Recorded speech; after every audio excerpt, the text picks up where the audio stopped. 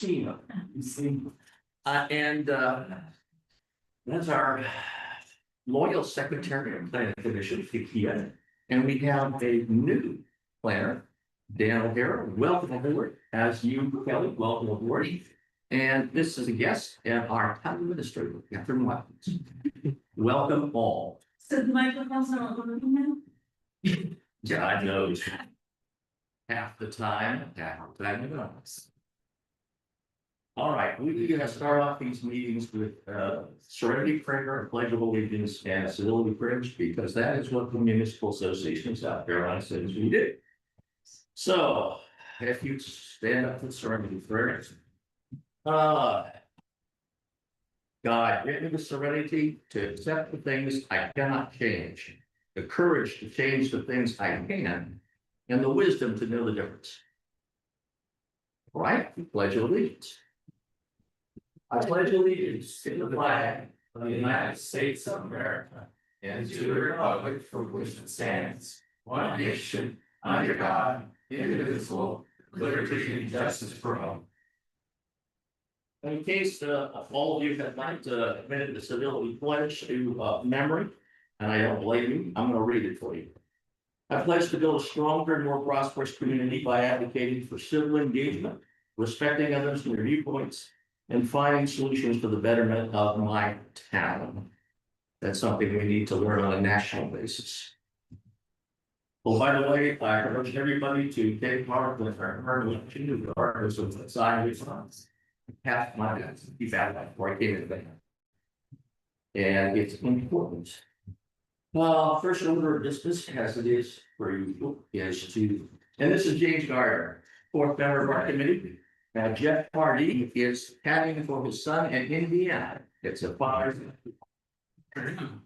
Yeah, I thought it was great. He said, "Can I miss the meeting? Caddy for my son." Well, you kidding me?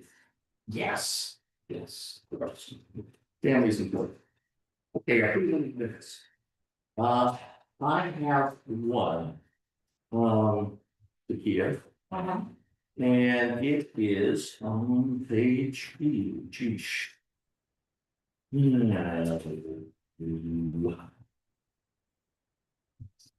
Yes, the meeting in March of 24, the one that apparently the committee at that time, which was not this committee, failed to endorse. So you brought that and said we had to, but the only person here who had actually been at the meeting was Jeff.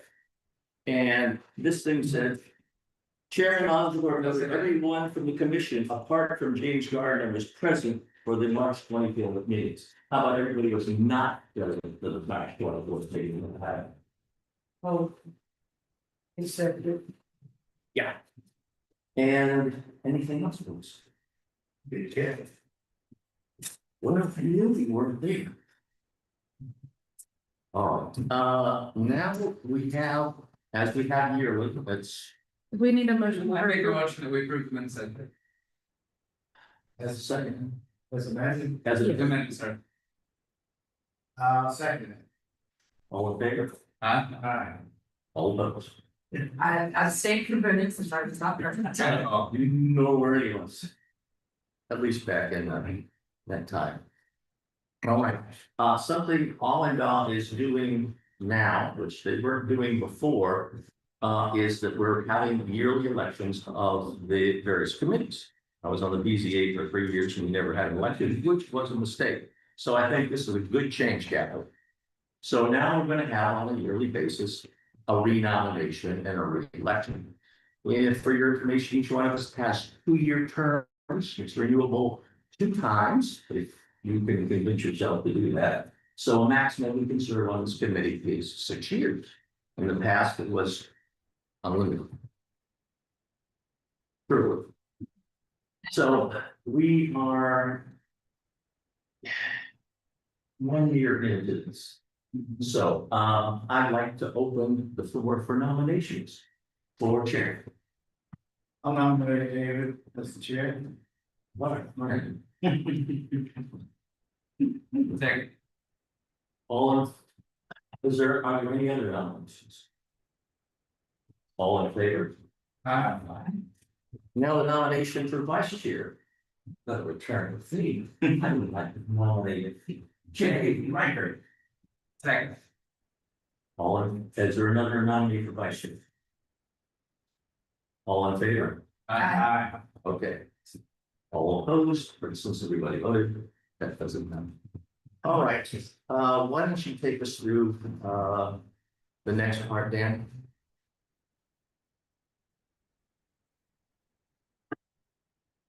Commission has to adopt rules of order. That should be the first portion of your agenda packet on the front, labeled agenda procedures. This is the exact same procedures that were approved in 2017. Yeah, and we all had them multiple times, and including, when we have our mass orientations. So there's nothing nefarious in here, pretty straight up. I would like to move for approval of the rules of procedure for this committee. I'll second. All in favor? Aye. All opposed? All right, Dan, you're on again. Talk to us about naming streets, even if they're weird. We are now going to move into the public hearing portion of the meeting. If you would like to speak, please raise your hand, and when called, if you are able, approach the podium. State your name for the record and the street that you would like to speak about or clarify. Is there?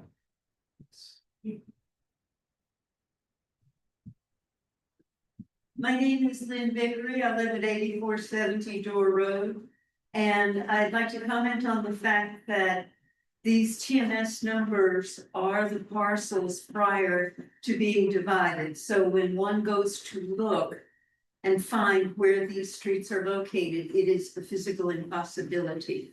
So I think that that needs to be amended in some way so that the public can recognize the location of these streets. And that is my comment. Any other comments? What do you think? Susan Potts, happy to say that I'm now a town resident, 6209 Rudder Lane. All right. I want to know where they are. What is the preserve at Sealy's house? It's the one- up the tax map. Just down here where that tower stands. And may I ask how many homes?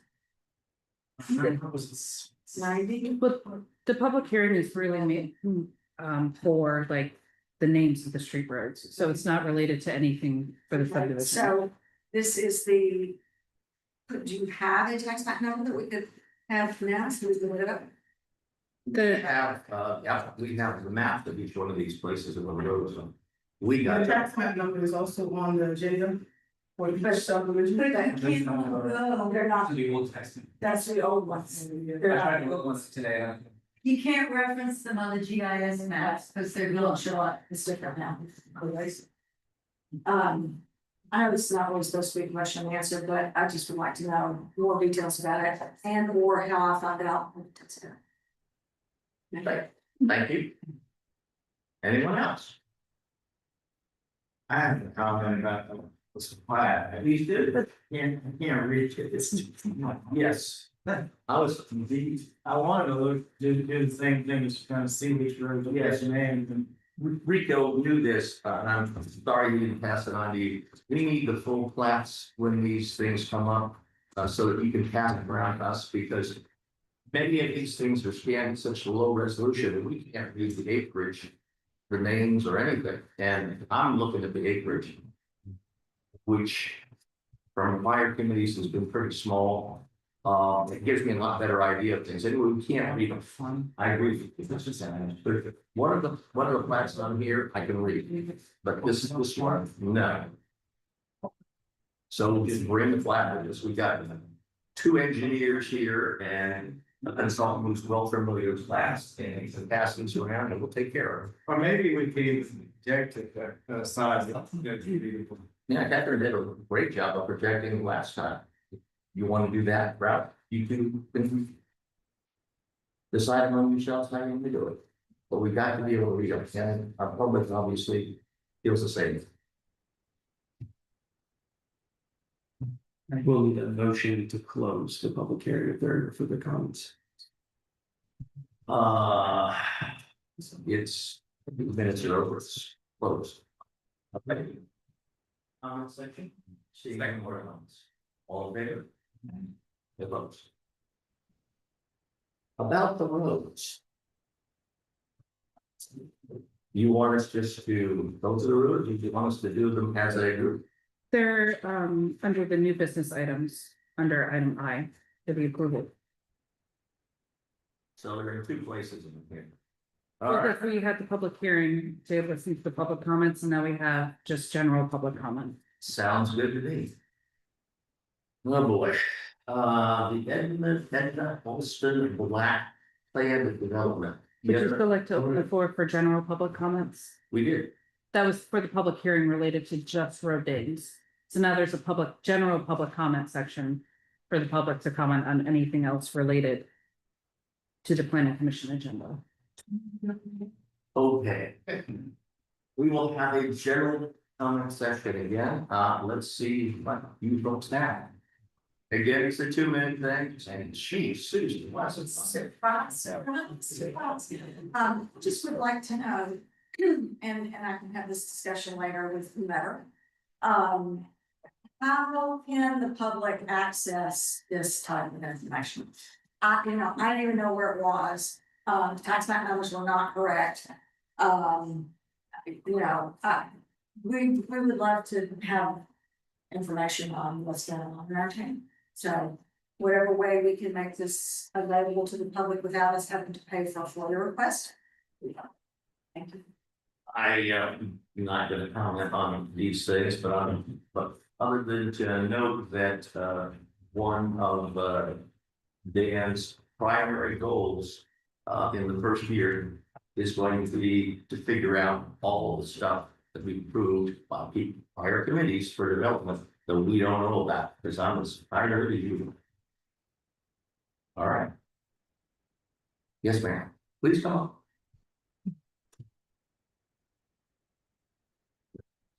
At the risk of sounding redundant, I repeat what I said before, I can't find these things. And I second what Susan just said, and that's it. Thank you. Any other comments? Okay. Our light close, our second public comment period, So moved. all in favor? Second. Now, have you hit another public comment second? No, we're ready. Okay, all right, so we're moving on to old business.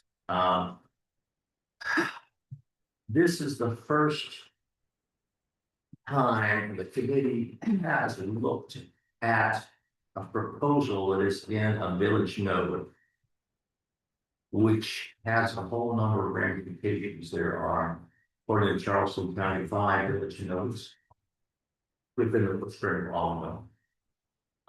This one is principally public node, and the town declared the same time the county did, and it's this out right out here.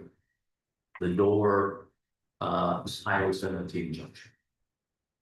That's a major principal node for this town, because it has town hall and it's going to have a bunch of. It's also going to have some developments, and this is the right part of it, and this is one of the plants we need to have troubles with, but anyway. Are you ready to discuss this? I am. Well, then please start in. The proposal you have in front of you is for the Edna Alston Black subdivision. It's an amendment to a preliminary plat that was previously approved. To lay the background for this discussion, the Edna Alston Black Plan Development PD was rezoned and rezoning design guidelines were approved by town council on August 2nd, 2018. Under ordinance 1805. 2018-05, excuse me. The Onondaga Planning Commission granted a preliminary plat approval for 7 lots. 7-lot subdivision, 1 commercial lot and 6 residential lots on Monday, November 15th. 2021. The planning commission approved the original preliminary plat subject to specific conditions related to access and traffic based on recommendations by staff at the time. The primary condition required the applicant's engineer to seek and coordinate with SCDOT for improvements to Millcrest Road, widen and pave from Highway 17 to the proposed access point. The PD guidelines permit residential uses on the rear 6 lots, which are subject of discussion tonight. As proposed, the infrastructure improvements were related to the commercial property and not subject to the residential subdivisions. The applicant purchased the property on May 13th, 2022. The front commercial lot, which is 2.55 acres, was subsequently sold on May 18th, 2023. And that parcel received a separate commercial retail project approved on March 18th, 2024, under the 18 PD. The applicant is requesting to reduce the remaining six residential lots to 3 residential lots. The applicant contends via legal counsel, that the November 15th, 2021 preliminary plat approval remains valid until January 1st, 2026. This staff report addresses the requested amendments without prejudice to legal determination of vested rights. Staff findings. The proposed amendment reduces the residential density of the remaining parcel from 6 lots to 3. This reduction in density is consistent with sound planning principles and is generally favorable as it lessens the impact on infrastructure compared to the original approval.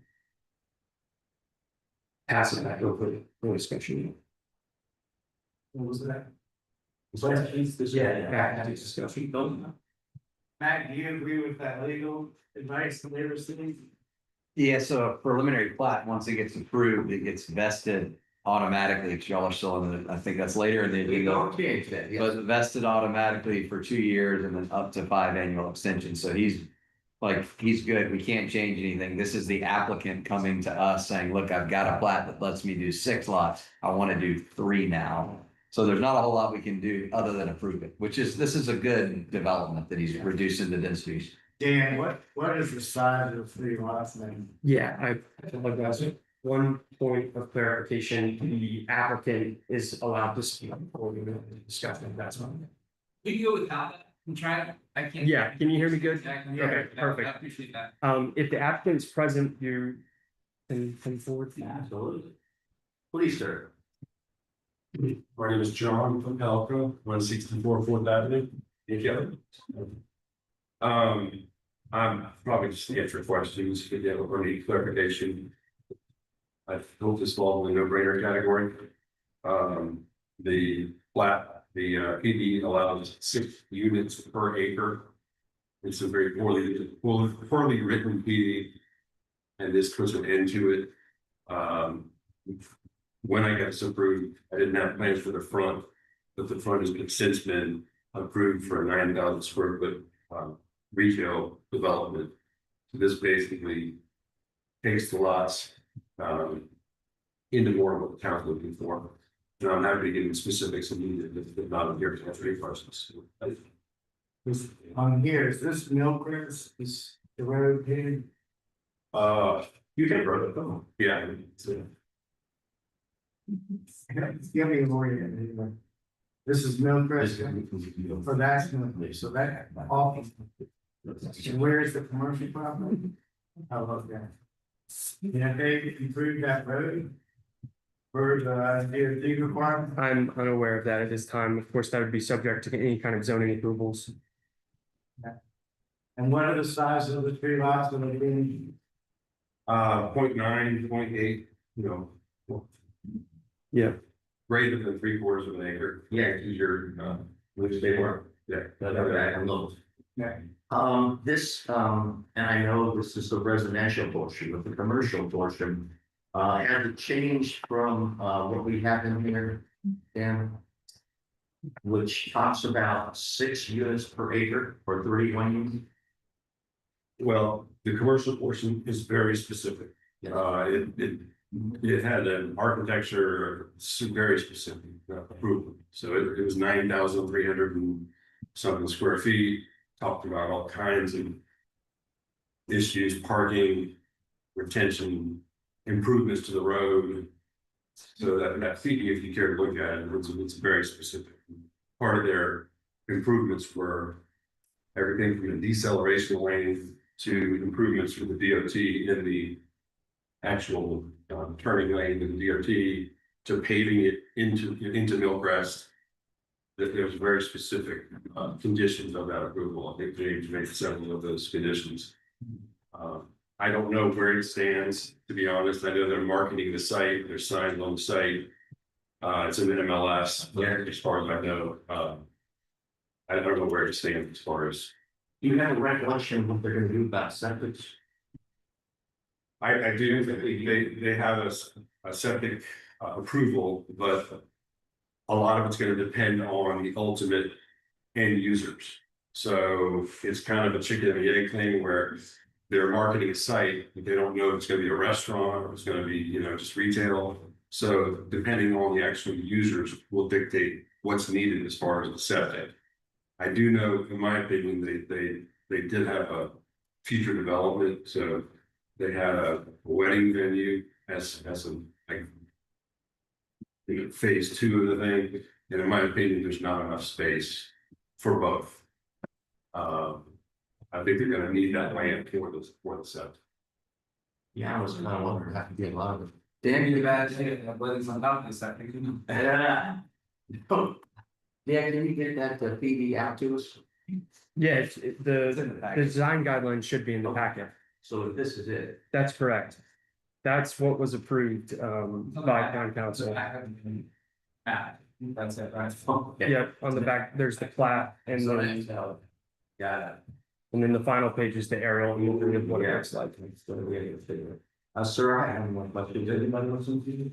I have a question, is, Johnny, you think the time when they do the road improvements, is that going to be during the commercial phase more than likely? Whose responsibility was it? Is the first or the back? The commercial. Okay, so that was their responsibility. What are the potential of these being done before that commercial and thus before the road gets finished? I would say very good. So how do we? Well, I would say this, that three residential lots don't warrant any road improvements. They came to me and asked me if I would participate in the traffic study. And typically, you need about 50 lots to need a deceleration lane. And I have 3, so I opted not to participate. Yeah, I in think the that study. add much to the level of no precedence already there. And a lot of it has to do with the deceleration lane and the actual intersection itself. Yeah. Right now, if you get on Millcrest, it's a real hard, right? Yeah. More than 90-degree turn, kind of backwards. I remember the quality of it isn't the best, just the road surface itself in that first 100 yards. Somebody, I'm guessing it's the person who did the 8 or 9 lots. Way down there, somebody in the last 30 days has rocked Millcrest Road. So I would say it's actually a lot better than it was. And that's the Sweetwater thing, that's it's not right. I don't know that I think it must Isn't that have. part of that thing, if you get the first Sweetwater lane? Yeah. They rocked it all the way back to Sweet. All right, perfect. Thanks. I would like to commend you as the planning commission for lowering your density on that street. Well done. We will take any gifts we can get. You may already thank you, sir. So, one more question, so. All of the conditions in this PZ is still. Requiring. That's correct. Yep, there's no amendments being requested to the design guidelines, strictly the lots. Through a preliminary plat. I have a procedural question. When, did the commission discuss this application previously? 2018. Okay, the reason I'm asking is because it's under old business, and I was going to abstain from voting if it was, excuse me, if the commission had already discussed this application, but if I've been privy to, yeah, if I've been privy to all the conversation about it, but. Yeah, this is Which we've a heard. new preliminary plot. that's It just being- happens to be a whole thing, different work on. This has to do with the whole vesting period, which will get into short. Do you need an action from us to accept this? Yes, we'll need an amendment to the preliminary plat. A motion for that amendment. I move that we accept the preliminary plat as amended. Second. All in favor? Aye. All opposed? Thank you. Thank you, sir. If you get bored by the rest of this, you can feel free to walk. That's the. Well, that's one. So, okay, here we go. As folks have been coming to this, we have, we were formed in September of last year and, spent the first meeting trying to introduce ourselves to each other, and then we had 2 meetings canceled. Vacations and stuff, and then we had snowstorms, and so we have not had a huge number of meetings. And was dropped on us, gifted to us was the comprehensive plan, which had been bumping around for 3 years here. We still have to vote on the new roads before we move to the other items. This is A, if you see that? If you wish to accept them as submitted or. You want to go? Yes, okay, thank you. Then I entertain a motion to accept, to approve the road and easement. I have a discussion point before we. Sure. I think you know. The two I was having a question about are Lynn Kaya and Henry Steve. Are these fictional people? And if not, have they been informed that we're naming them? I would think that's. Yes, Yes, they're not fictional individuals, and actually, Mr. Steve is here. Okay. That's his father's name, and that's the name they grew up on, so he wanted to name that. Just want to make sure people weren't writing names that sounded like they were from here and risking. You're okay with it, Mr. Steve, right? No. You're okay with it? Oh, yeah. Okay. It was a request. All right. And look out, Lynn Kaya, that's. And then Kyle Lane is, a dedication to, I believe, one of his family members, Okay. so he said that would be his gift to her. Very nice. As long as we got permission to use this thing, that's great. Then I have a second, so we can move forward. Did we move it? Is there a move? Okay, I make a motion that we accept these names. I second. All in favor? All opposed? Okay, now we're on this thing ordinance, right? yes, Okay, getting back to it, we, going to the comprehensive plan, we couldn't write ordinances because they have to refer to the comprehensive plan. And we didn't want to refer to the old one. So we processed the plan, sent it back to council. After 3 months, they approved it. Now everything is in order. And we are going to take advantage of the self-education sessions we've had. We've had half-hour plus sessions on a whole bunch of topics we've educated each other on. And now we're ready to get into it and start proposing ordinances. This has to be done. I think that it has to be done by August 26th, because that's when our second year of moratorium ends. But I could be wrong, earlier down testing that, but I don't want to be the first one. It's going to require a fair amount of video work. Anyway, so it's going to be online for us anyway. And the first thing that we took up was vesting. And the vesting was the #1 thing that came out of the joint meeting work session of the council and the planning commission, which took place in January. And the reason for that is probably could be summarized in 2 words: KMI, 17-year vesting period, which obligates us, now the residents of the town, to something was maybe the decision made now 16 years ago. Most towns that are under developmental pressure have significantly constrained those sorts of things, and the leader in this right now, as of last year, is Goose Creek. And I would like to propose, as we did at our educational meeting, some language that Dan, who has this, will come back to us at our next meeting with a proposed version in which we can vote on the ordinance up or down. I'm going to do that today. See, finally word.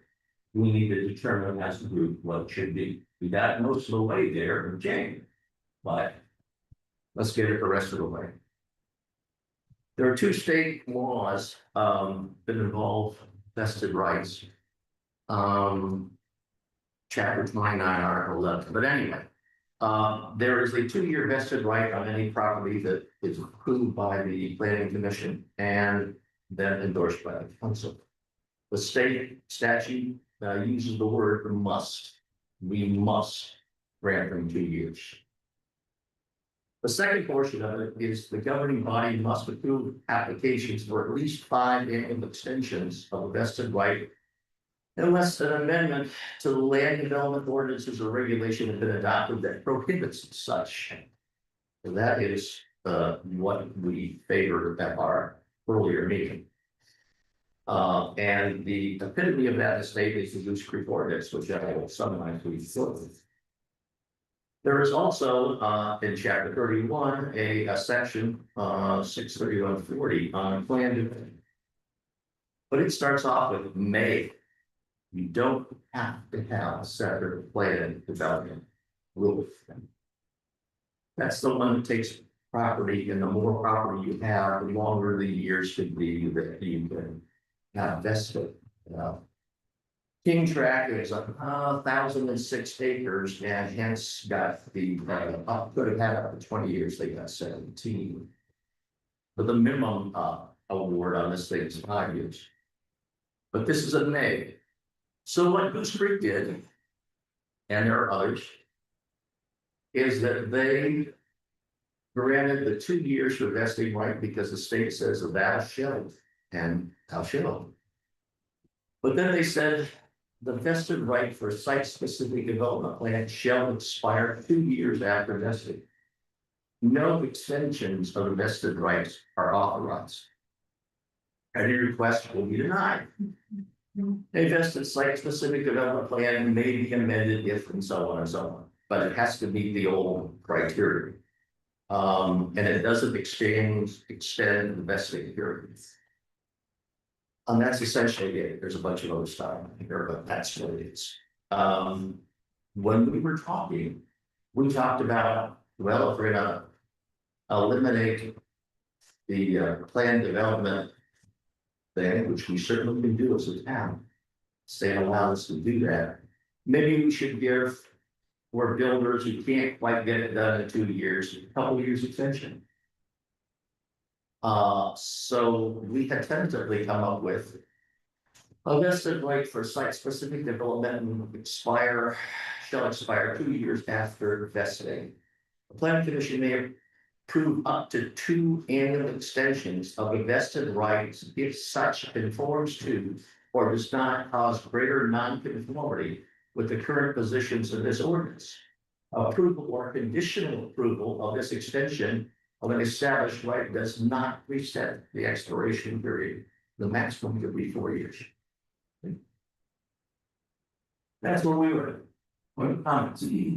What technically satisfies we have started? Is it the plan going through and being approved by the building department? Is it the first shovel flitter? You know what I'm saying?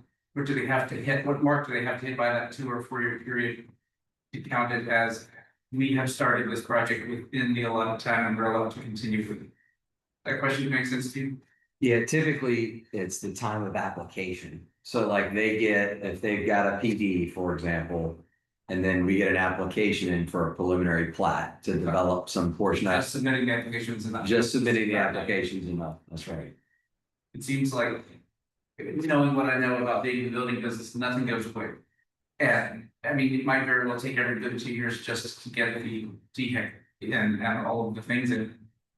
That would make something that's impossible for somebody to do. Streets things seems awful short-sighted for people who have a big project. And then we talked about, you know, exponentially changing it based on the property size, which the bigger the property, the more hurdle that will be. But I don't want ODOT to go crazy, but I also don't want it to be a place where nobody's allowed to do anything because they've got these rules that are so great. And I know that the only way our town is going to stay solid is if we have commercial along with our residential. It seems like that could be something that would keep us from being as profitable as a town. If we were too strict on it. Yeah. It's good that it's the plan and not the first shovel, because obviously that could be way further down. Yeah, you brought that up the first time, and so did Jeff Hardy, who was. And that's why we got the extra 2 years now. I appreciate that extra 2 years. And it's one. That's what we came up with. Yeah. One year followed by another Two year, and one and and it has to conform to whatever you pass, if you pass that, so it's a maximum, but we have to apply each of those 2 years to the committee. It has to conform to the current rules, and it doesn't extend. Okay, so we did Yeah. 2 plus 2. 2 plus 1 plus 1. Mhm. Let me see, that's 4, okay. And I guess that is all contingent on us not having undue thoughts or regulations amongst ourselves as to what would constitute being approved for that second and that third year, or that third and that fourth year. And Well, that's the committee. I guess that's Now, up to us, I yeah. have a prejudice, and that is that the plebiscite us should not encumber people way down the line, like 17 years ago. Yeah. So I 4 years is 2 election cycles in this town. I think we should probably not go much past that on anything, because people change, ideas change. And what I think now may be really thought crazy. I'm sure we'll be in 10 years, so Yeah, I think we're in agreement. I just wanted to put that out there. That was my concern. that. Well, I think I'm reading the statute differently, because it says 2 years and the local government must approve 5 annual extensions, so that's a total of 7 years. It says unless, right? Something said. Unless there's been an amendment to land development regulations that prohibits approval, but that's that's during the time of that vested right. If something has changed during that time that would, like if that application that's vested, if that same application were to come in 3 years down the road, and between the original approval and that time, something in the land development regulations has changed. I believe that's what the statute is saying too, that you can deny it if something has changed since the original approval. Am I explaining that? I understand where you're going. Matt, what do we think of this? Are we writing something that shouldn't be written by what we're talking about? What's the code section? I think you may be reading from the default provision. It's chapter 29, article was 629-1530. Give me 1 second. And it says 5 annual extensions unless prohibited. Yeah, it says it in a few different places. So there's one here. 629, what? 29-1530. So you must approve applications for at least 5 annual extensions if the vested right unless an amendment to the land development ordinances or regulations has been adopted that prohibits approval. The way I'm reading that is unless there's something that's been adopted since that original vesting date. I explained all I know. And are we thinking that this is per amendment has been done to the land development ordinances? So Yeah, let's say I have a site specific development plan that gets approved, it's vested for 2 years, I come in and I want to request my annual extension. But in that 2 years, the town has changed the ordinances such that the development I got approved 2 years ago couldn't be approved today, then we could deny it. Yeah. That's the way I read it. What Holly Hill or Goose Creek or what I can't explain why they adopt that. Maybe they take a different interpretation of this tonight. They did. All up and ask. I think this is correct. Typically, what I've seen is not as aggressive as Goose Creek. What I've seen is where like the period for which you apply for an extension has been laid out. Like you can't apply more than 60 days before the vesting period expires and no later than 45. So it gives you like a 105-day window and we have to request the extension, things like that. I have not looked at Goose Creeks or looked into the issue of whether or not you could say you're only vested for 2 years and you don't get any extensions. But given this, could you see how they might be in error of having done that? If we're reading this right, or are we reading this wrong? I don't know. I'd have to look at it a little more. I would think, like, given Goose Creek's size and the amount of development that goes on there, that if their ordinance was illegal, somebody probably would have challenged Yes, it. So they're probably okay. Yeah, that's when I start looking for ordinances, and I gotta find all these things. I look for towns that are under great developmental pressure. Whose population may be saying, like we did in the last election, hey, wait a minute. And they passed this 2 years ago. And it has survived challenge. So I think we're. Has it been challenged much that you find in your reading? We just said it's been challenging. Has it been? And it's still The safe. first developer should have challenged it, and so, Challenge legally, like. yeah. Well, I'd be curious to see what became of that lawsuit. So It was- I would just talk to their play off, it says we're wrong. Okay. Believe me. When we get a formal opinion from you, Matt, and when you bring us the language that we just proposed in, we can have his max summary of how it's fair, because it's sitting out there. That'd be great. Okay? Let me back up to the beginning for a minute. We're talking about investing for planned development only. Is that right? No, we're talking about investing in property. So vesting applies to what's statutorily defined as site-specific development plans, which includes PDs, which is weird that they include PDs, because that's also like a legislative ordinance. Most of the other ones make sense, like preliminary plat, concept plans, there's a bunch of different categories listed in there. So it's typically a very site-specific development plan. The reason PDs are sort of weird is one, they're an ordinance and it's, receives 2 readings. But many times PDs are like conceptual, like we may do this many units, and we may do this, so it's. All the land use lawyers are like, we don't know why the legislature really included PDs in their definition of a site-specific development plan, but it's in there. And so it would apply to PDs, site plans, plats, anything like that. Okay, so. So back to your original point, we could, can we or can we not disallow planned development? That is a legislative act, and so a plan development doesn't get allowed unless. One, this body, the planning commission, makes a recommendation to council. And then council has to have 2 readings and a public hearing, just like any other zoning ordinance. A PD really is a zoning ordinance. I mean, that's what it is. It's a site-specific zoning ordinance, but it's the same thing as your zoning district ordinance that you could create. Yeah. What's your question? Can you outlaw PDUs? I think those that's no. But we pretty firm on that. Yeah, And we could redesign how they need to be in the rules, the requirements that need to be met to get one and use one. well, that's. You don't have to have a PD ordinance. I mean, the town of Seaver Valley currently does not have an ordinance that allows for the submission of PDs. They've got like a mixed use zoning category, which is kind of close. Yeah, they don't have they used to have one, they took it away. I actually think they're about to create a new one though. But you don't have to have a PD zoning district. Yeah, Question, the vesting, you just listed what it does cover, PDs and plats and things. Zoning is something separate from that, I assume zoning stays what zoning is regardless of any vesting, is that true? And then A PD does too. PD, A PD unless if there's a PD. And let's say it goes through all 7 years, vested for the first 2 years, they've got 5 annual extensions. When that runs out, if y'all don't do anything with it, it's still a zoning ordinance, Yeah. unless and until it's amended or repealed. that's right, so the PD seems like it would be more dangerous to a town that's interested in the vesting because. They can supersede that vesting, just given the fact that it is a PD and the zoning's locked in and not. Well, it's not locked in. So if you have a PD and then it becomes unvested, you can change it. The only thing in South Carolina that really allows you to lock in the zoning is a development agreement.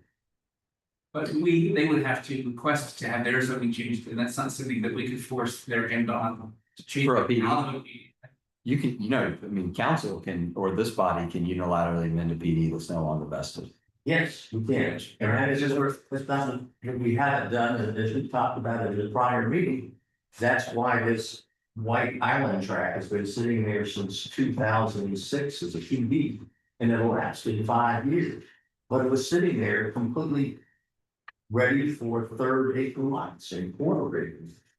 Because currently, person or whoever owns that area, PDs can, vested rights can be sold, passed on, or so on.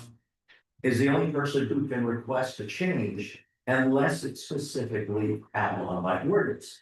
And a number of towns, and we're gonna get into this when we get into PDs, state that when the vesting period of the PD's done, it reverts to the prior zone. So it just automatically goes back to what it was before. And And that's not something we have now, we could, we could have done that, yes. it's not something that's enforced now. No, but we can certainly try that, which means that Romaine Retreat wouldn't have had this thing sitting there, couldn't be possible. But that's what some towns have done, and And should they make that determination and change the ordinances to be that, is it are previously developed PDs and agreed upon PDs not subject to that because they were done before this rule change presumably? Yes, Yeah, it's this would affect new development. nice thought. Yeah, right, it's right. All right, so let me just recap, make sure I understand. Yeah. A little bit here. So we're saying it'll be these, the vesting will be for 2 years. And then we have to, We don't have to, we can.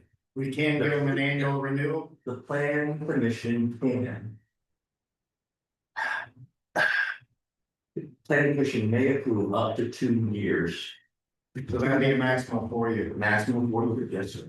That's what our two builders settled on. But will there be any guidelines that say unless there's a reasonable cause to not to deny it? Because again, I'm trying to think of these developers. You wouldn't have much, you know, draw to the town to be developing and to be adding these commercial spaces that we need to survive. If it was yet to, maybe not 3, maybe not 4, it's really just gonna be up to the whims of whoever's on there, or do we need to have, you know, unless these guidelines aren't met, or unless these specific things are done, you can reasonably assume that you'll be able to get that 3rd and 4th year to encourage people to do things to give us a little bit of commercial, which we need to live. There's nothing in here about. They're good. Okay with that. So You're good. currently, the town defaults to the state statute on vesting. So there's different sections in that state statute that allow for those types of review and consideration when granting extensions. Now, of course, the town can adopt those verbatim. So then it can be more subjective and less arbitrary, just based on what 5 people are sitting here. You know, if they hate commercial stuff, all of a sudden, these developers have lost these things. I'm not for a developer, but I'm also interested in us being able to have businesses here. Yeah, it'd be no different than the proposed wetland ordinance or tree preservation ordinance. You know, the commission can impose the state statute requirements in there to allow for those conditions to either be met or not met and make a decision based on those. All right, so we're going to be seeing some proposed final language and a legal opinion on the next week. Everybody okay with that? Well, do we need to go to a final next one or bring some things that we can talk about and discuss? And then What? Well, we can talk about it and discuss it and then rewrite it there as we sit and still vote on the same thing. But We can probably get a draft ordinance. Yeah, We can probably get a draft ordinance, like if I confirm that for sure you could, because it does look like it's the 2 years kind of the floor, the minimum. Yes. It's gotta be vested for 2. I think you can probably tweak those other ones. There is, and Daniel found this and brought it up to me too, there is an AG opinion from the administrator at Folly Beach that I was aware of. This, you know, you had to adopt your own vested rights ordinance locally before July of 2005. yeah, Folly Beach reaches out in April of 2006, so not even a year later, saying, we didn't adopt it by July of 2005 and we want to tweak ours. Can we do that, Attorney General? They said, no, you can't. I think the reason, and this is not binding, this is just an AG's opinion. But I think the Attorney General's reasoning behind this, and this is an unsettled area of the law, that we've argued about it at multiple municipalities, is whether there are some, and this is mainly from the developer side, some that will argue if you didn't adopt your own vested rights ordinance by July of 2005, you're stuck for eternity with the default provision of the statute. I don't read this that way. there were people that the default provisions applied to by default under the state statute. And Folly was trying to change it within like a few months of those default provisions applying. So I don't think it applies. And multiple municipalities I represent have adopted their own vested rights ordinances, even though they didn't adopt the default by July. I'm sure it doesn't apply. And when any of them gotten challenges based on it has to happen by 2005, I mean. So like, for example, Hanahan adopted theirs in 2008. They didn't do it by 2005, they did it in 2008. There've been no challenges or no issues. Why the state was given something that's so stuck in perpetuity? That's the top. Developer Yeah, lobbyists. right. A lot of pressure. Okay, we will have more facts and we'll have it sitting in front of us, so we can debate it, finally, like with that, okay? But assuming we can do it, y'all want 2 and then plus 2, 1, Plus- so 4 total is what y'all. And we can change it to 3 or 1 or none. We as a group, but that's what we came up with the first time, 2 seems reasonable, and I think it's legal, but you tell us. All right, so zoning, we have 8 zones in all. They were basically put together in the year 2000, copied from Charleston County. There have been massive revisions in most every other place. That I've unfortunately found. And we're past time and have some ordinances that either have never been applied or are out of sync with the state law. And I think our conservation ordinance is the only one in the state sort of like that. I've not found another one. And we have a relatively modest number of residential zones. Mount Pleasant has 10, Georgetown has 5, Beaufort has 4, Charleston County has 5, Goose Creek 2, Chapin 3, Holly Hill 3, and I can keep going on. Anyway, so we're starting down our list of zones, and we're starting with the easiest zones first, the outliers. And we're gonna go through this. Jeff Hardy and I made the initial presentation and we met with Rico and then we did it again. And last week we met again. And you all saw the initial drafts and I'm gonna read them through and at the next meeting you will see the words for the first 2 proposed zones. And then we will work them through at that time. Or say those meeting zones or what. Okay. So here's what we've got.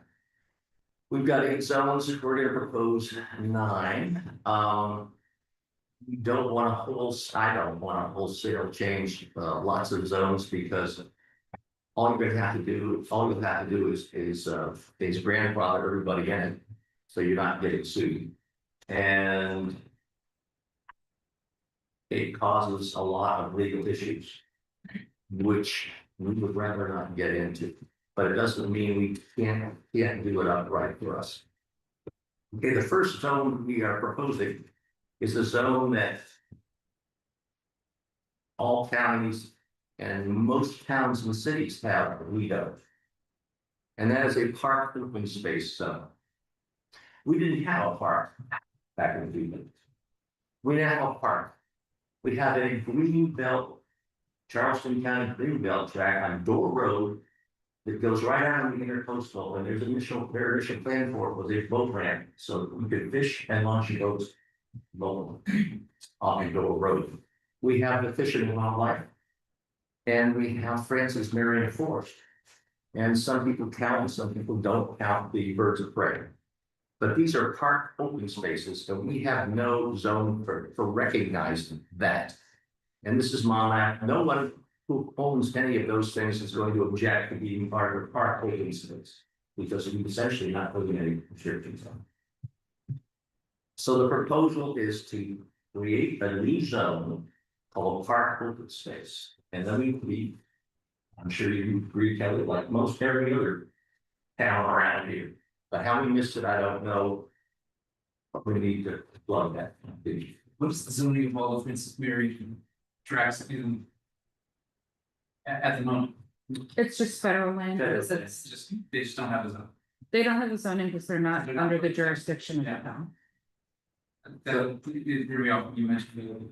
So the town of, the Charleston County Council is open space, and they think Finch FEMA County is open space, which is something I have. That's right, we talked about. Yeah. No, But no, it's not a zone, you can't touch one property.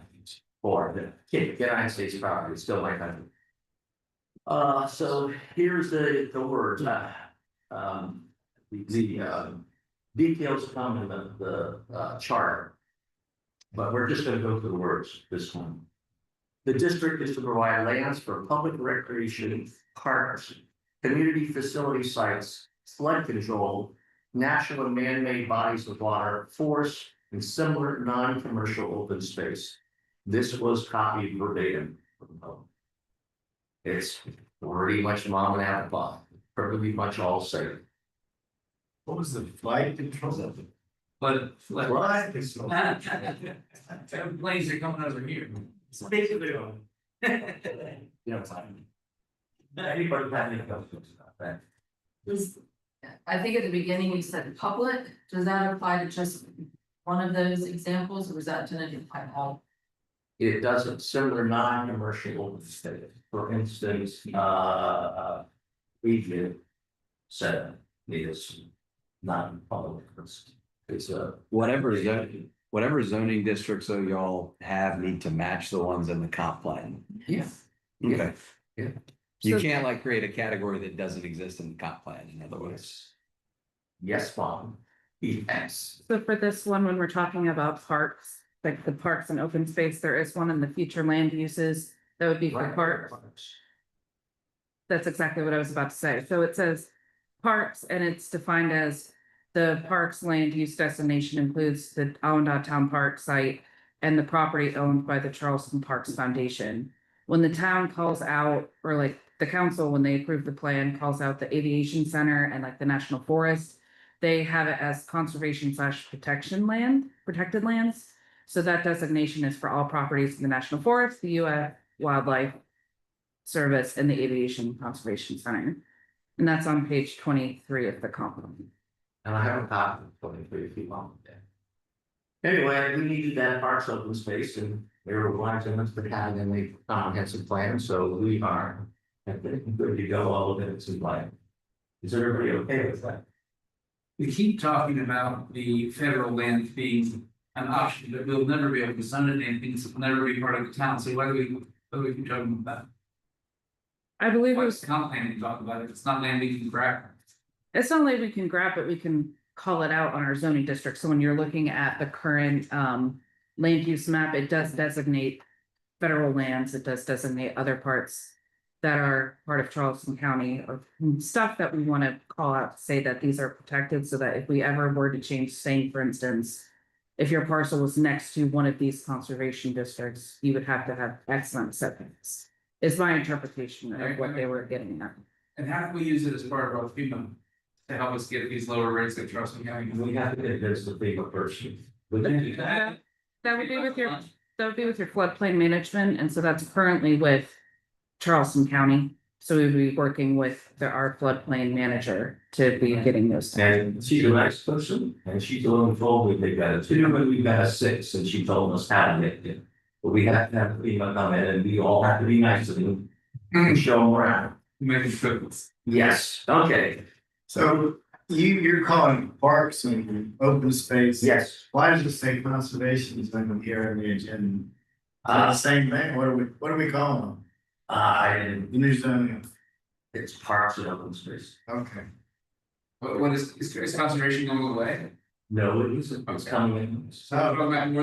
That's not on the agenda, I don't know, but we should just talk. So- Sorry, point of correction. So I think that was one of the agenda items that was provided to staff to include on the agenda. So as Dave was kind of overarching, there's several different types of zones that he's looking to propose language for that have been approved either through the comp plan or potentially amend the future land use map to include additional. Is that correct?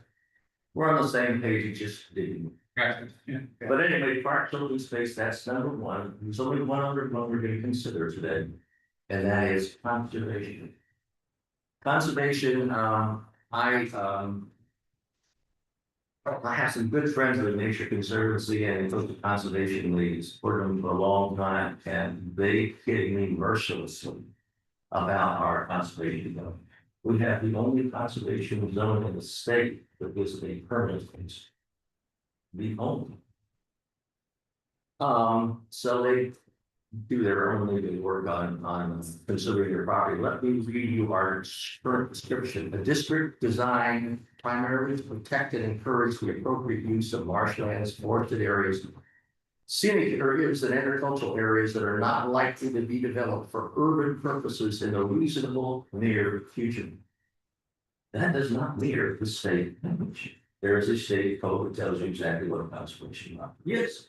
And it is a permanent easement, not a reasonable feature. So taking this from a million places. Jeff and I are proposing this district is designed primarily to protect and encourage the appropriate use of marshlands, forested areas, scenic areas, and agricultural areas that are under legal agreement that permanently restricts development while allowing limited private uses. That's basically out of state code.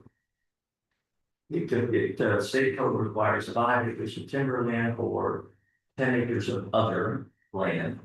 And they provide a substantial tax relief for that. The state does, and so does the federal government. Our current zone doesn't meet criteria for either state or federal deductions. Because of the permanency. Yeah, it's permanency. It's in the state code. There's nothing about regional feature. So that discourages people from putting their land in the conservation zone. Well, they can reach a private agreement with like the Nature Conservancy versus owns 2,000 acres on it. Okay. But they set up their own private permanent easement agreement. Because we don't have a conservation zone that is permanent. So should we adopt ones and they wouldn't need to go through the extra? Correct. Right. That's what we're doing. That's what everybody else is doing. Have you heard of any other way of doing it? Typically, people do it, like you said, through the Nature Conservancy, the Conservation Bank, Ducks Unlimited, Lord Berkeley, Low Country Land Trust. Yeah, there's a bunch of them. The Kiowa Conservancy, there's a ton, but that's typically the best way to do it is by way of private easement. There are zoning categories, for example, if something, once it gets put under private conservation easement, then it gets rezoned to conservation. Yeah, well, the easement is what makes it permanent, but it's a zoning category that's compliant with that is in line with what the private easement says. Basically, if you're not committed enough to make it permanent, you don't deserve tax deduction. That's essentially. That's right. Yeah, in the states. I agree. State offers 25% of the value of the donated easement, up to $250,000. We can spread that over 10 years of tax returns. But typically you don't, the only time you're putting conservation, like zoning district on a piece of property is one, if they already have an easement in place, or if they've got a PD that says, look, in exchange for y'all letting us do 200 lots over here, we're gonna protect this many acres and y'all can put that under conservation, because otherwise, if somebody has property and by right, they can build residential lots or whatever, and the town decided, oh, no, we don't want them to build there, we're gonna zone this conservation. You're getting sued 10 times out of 10. So you don't just down zone somebody to conservation unless they've either got an agreement in place or it's like with the conservation easement, or if they're saying, look, in exchange for you letting me build on these 8 lots, we're gonna protect, 50 acres around here. Or I'm sure from time to time, it's just a donation. Yeah, Correct, to the town to. that's right. That's right. But people, I think when they hear conservation, and I've heard a lot of my municipal clients are like, why don't we just down zone it to conservation? Because you will get sued. Right. Right. No, you can't do that. So. I'm still not quite understanding why we need a new conservation zoning. Well, because the 2,000 acres of Nature Conservancy would like to be. So, council. Oh, so they can get the tax. Yes. But I thought they already had. Didn't they already? Yeah, they already get that through the That's easement. macro. We want to stay. Oh, so they can't get the state at this point, because they don't have any way to get them. Okay. Federals gives up to 50% of adjusted gross income. Typically, you get more money if it's zoned like under your conservation easement. If it's zoned very aggressive, like if it's zoned for high intensity residential use. Where we're valued. Yeah, because the conservation value is way higher. So if you put an easement on something where you could slap up a bunch of condos and apartments, you're gonna get, there's a lot more conservation value to that site as opposed to a site that is all wetland and you can't really develop. So doing this would harm those, Potentially. they wouldn't ask for their zoning to be changed back, that's basically, because that would reduce the value of the land, you must reduce the tax rate. I've got a municipality right now where a very large landowner has come to them and said, we're zoned kind of conservation now, but our property is not under conservation easement. We want you guys to zone us for a very intense use, so that when we apply for our conservation easement, we get the benefits of that. Well, what if they just changed their mind at the last minute, and decided not to? They're not gonna do it. If y'all knew the property I was talking about, you wouldn't know they were gonna do that. Okay. All right, so you'll be seeing new language on it. And this is again on amplified, no one. We're only gonna zone something conservation if it's requested. We're not gonna just do it unilaterally because we just get sued. The Nation Conservancy, which has for the biggest landowner in all around, would very much like to be conservation. So point of clarification for staff, you're looking for us to update the current language for our zoning districts for parks and conservation and propose new language to the board? Yeah, not to the board, you're gonna bring it back here. We have to approve the final language of parks and open space and conservation. We'll go through the wording again. If we agree to it and endorse the ordinance, then take it. So actually, Catherine takes it again. You're our liaison, she's theirs. Right? Do all of these, I don't think some of these zoning categories don't currently exist either, so a lot of Right, these so- are gonna be drafting, yeah. Parks doesn't currently exist, nor does conservation protected lands. There's also conservation residential, rural residential, village residential, and then village commercial. Which we'll be getting into. That's as per the Comprehensive. comprehensive plan. Okay, All right. and what about this overlay district coastal alternatives, we not discussing that today, that was on the. No, I'm not going through all proposed lines, I'll be here until midnight. Alright, so we just did A and B, no, that's the That's- second reading, B and C. Is that a problem with falsifying the? Well, no, because it Yes. was when we were talking about it, it was kind of open for like all of them. I know that we were talking, I thought, Just wanna make sure we weren't doing the same procedure around. All right, I have two requests for this evening. It was basically to send, resolution to the council. To ask them to change some things, about the way they're doing. Or what they're doing, or how they're changing. And the first one, I brought up before, but nothing that I can tell has happened. And that is, I would like a increase in the fees that Almond assesses for development. We have got a lot of development coming on the board, we're going to have a excellent lot more, authority expires. The fees here are less than any place around here. And our land is cheaper than Mount Pleasant. Their fees are spectacularly higher than ours. And I just, it'd be nice if we could, one, make some money out of it. This is a board town. We are gonna have a lot of interest in, two, make the place maybe a little bit less attractive because it's gonna cost more per year. Now, we aren't gonna go the York County route, but let me give you some ideas. These are fees, this is Mount Pleasant. Okay, you have to go through 3 different sites on the Mount Pleasant, yet they don't just put them in one spot. Anybody who's built Mount Pleasant will know, it's just all over the place, and it's like the nickel and dime you, except it's thousands plus thousands. For a single family detached home, they have a recreational impact fee. We do not have a recreational impact fee, though we have a park with very little equipment on and no regular hours of opening and closing and following and all the rest. We could raise that money just from, planning.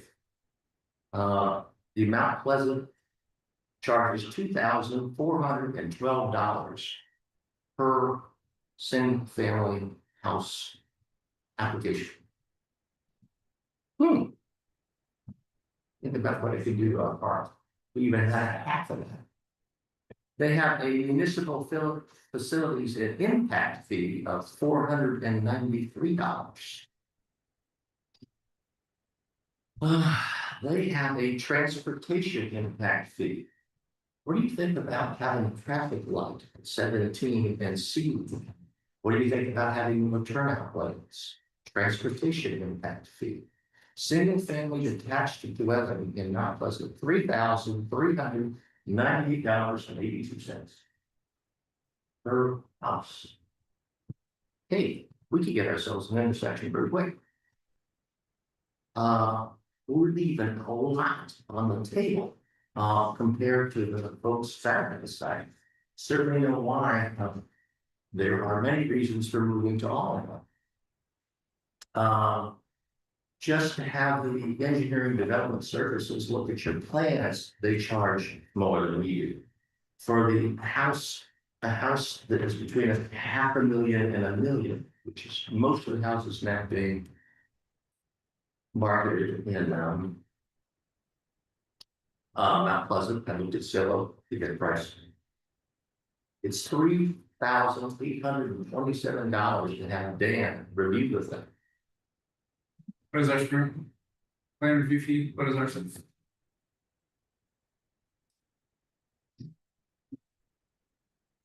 Have that too. I feel like it, Oh, that would be for a plan review for a building permit, $500. For zoning? but 500, but the actual permit, like when it goes to be permitted, that's reviewed by Charleston County Right, currently. that's not the zoning. Yeah, so it's 500 for us. We've got some wiggle room here. A little bit, I'm trying to make the point just by showing you. Like then years to get them back to you. Yeah. Just about the. Yeah. If you're looking at a plan development, you charge $500 more. If you're looking at an amendment to a plan, you charge $250. well, and it also kind of varies in our schedule. So like for 1 to 10 units, the site plan review fee is $250. For 11 to 49 units, it's $500. For 50 units or greater, it's $1,000. There's also subdivision plats that are, they vary in cost and how many lots that you have.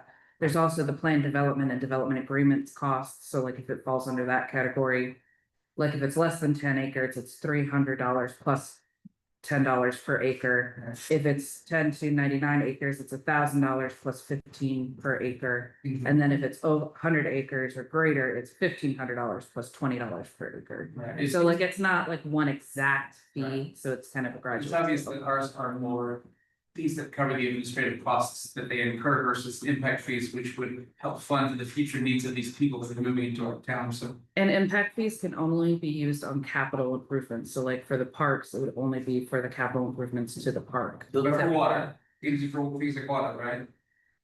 I believe so, but I believe in order to do like the water impact fee, it takes a little bit more to get that rather than the park and the municipal building fee. So like for those capital improvements, there is a state law that's making it that's moving in their 2026 legislation that could lessen all of the hoops that a municipality has to jump through to impose impact fees, but that hasn't been passed yet. And we would be working with legal, so I'm gonna kick again But in that. people working within the hoops that we have now would be something, whereas right now we've got zero. Correct, right now we have zero. Zero, but compared to Mount Pleasant. And when I- We don't get anything over our costs, I mean, it costs about $250 for something to travel, look at what complaints. And it would be different depending on like, you would have to do a rate study in order to see like how much of all of those capital improvements can be. And then assess all of your impact fees based off of that study. Yeah, you gotta get a study, you gotta spend your money in a certain amount of time, I mean, local, there's like. They've wised up, but there's a guy in town, Ross Appel, who's on the Charleston City Council.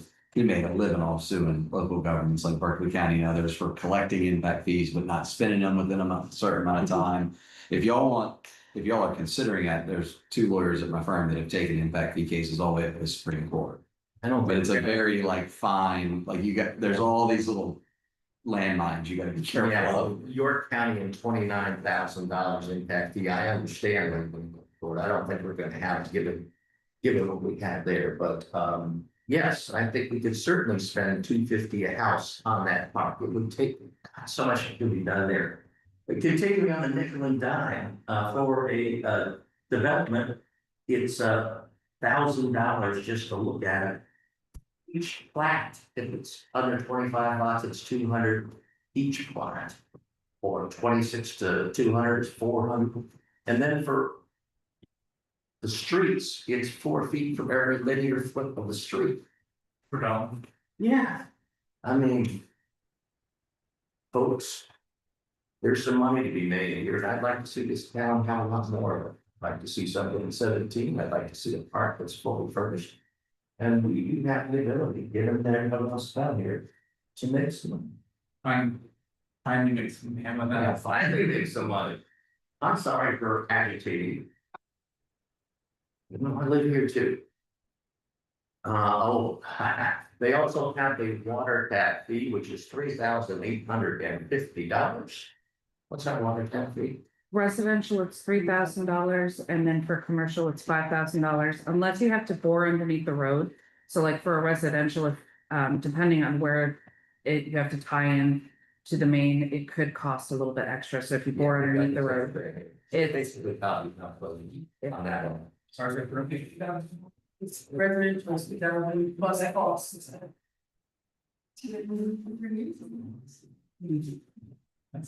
And could there also be water impact fees that are imposed similar to those ones like the park, the recreation we talk about, just to keep up with the Capital improvements. improvements to the water system? I guess that is in theory, that's what the But it- 3,000 is helping with. But I believe they're like, I have to look at legally which ones we would have to go through for water, because water is different than the other ones. Anyway, I would like the planning commission to consider sending a resolution to the council to survey, which they legally need to do, and strongly consider increasing the fees for development. And the first step, I think you said, is to start that survey that we need to do. No, as a council. Well, I mean, as a town, that's our first, that needs to be our first step. I think y'all are talking over each other. You're talking about impact fees. He's talking about application fees currently. Yes. Right, but I think both of us are talking about what you had mentioned, that it all has to start with a survey. We can't just blanket start pulling out impact fees. Is that what you just said, Kevin? Correct. That's the statute. We have to do an analysis first. Yeah. Yeah. And that's what you're referring to. Recommending, yeah, I understand. Just want to So make we sure. recommend the council, so they have the ultimate word, but we can urge them to do that. Just a point of clarification, Matt, because we had it on the agenda for like an education session. Since it's one of the first times that talking about it, are they still eligible to make a motion to recommend to the council? No, I mean, it's not listed as an action item on the agenda, but certainly you as chair can say we discussed this and urge you. We did. Yeah. That versus sending them a mandate that they do. It would just be it wouldn't be a mandate. It would just be like a resolution. It's the same thing or whatever. you call it official, and this is just an unofficial date this time. Yeah, that's right. And we can make a resolution at the next meeting. Do we make a motion to do that? We may as well start it now. No, we The problem is the agenda item is an education The session. motion would be if it were the full-fledged one, and this is just us asking staff to send that along. Yeah, it's not listed as, typically if it, like, when you say education only or for discussion only, it Yeah, I can't be, understand, it can't be an action item, because when the public looked at this agenda, there's like. They're not gonna do anything with the fee schedules because it's for educational. Yeah, it's not urgent, so we can do it at the next meeting official unless you take it to council and feel like we've got the message across. You tell us at the next meeting. Yeah. You tell us and we will make a resolution or not. we can also provide other planning fees from other communities around the area to compare in the meeting. Or Or nothing like Mount Pleasant unless you wanna go to Hilton, but who, wow. Yeah, Well, we would look at like other comparable municipalities, so we would look at Collinsville, we would look at other rural areas in Georgetown County. Moving up the coast and looking at other smaller coastal communities. our nearest one is right I there. mean, you ought to know about always, right? Yeah, Yes, yeah, that's a good. Oh. it's a good one. Always have, never mind, I didn't want to think about all of them. Okay, so we're moving on to the last thing and close. So I'm going to talk about concurrency, and it is on the agenda, it's not for education. And concurrency is a concept that I ran across when I was tracing down ordinances on heirs property. Because there's not a lot done well in South Carolina, some other states have got some very good ones. And I ran across concurrency, and I thought, boy, it would be great to have this city, this is fantastic. What concurrency is, and Kelly, please correct me if I'm wrong, okay?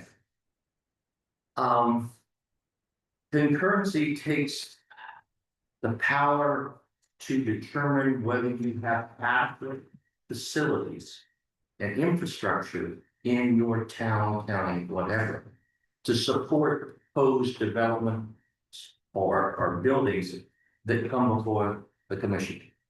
Do we have enough infrastructure, in our opinion, not in the DMV's opinion on our road, and not in DES's opinion on our septics and whoever's opinion regarding our drainage, but our opinion on whether we have enough infrastructure to support this. And it's concurrency. They're talking about concurrent development with infrastructure build up.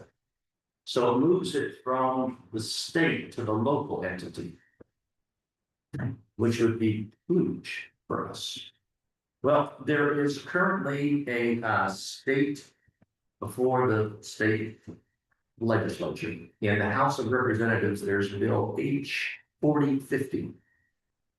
And in the Senate, there's Bill S 227 that will define and authorize concurrency programs at a local level in South Carolina. It's basically, it says amend state planning laws to give local authorities, that's us, the power to implement these programs. Local government should set standards for public services, road capacity, water supply, drainage, recreation, the whole thing.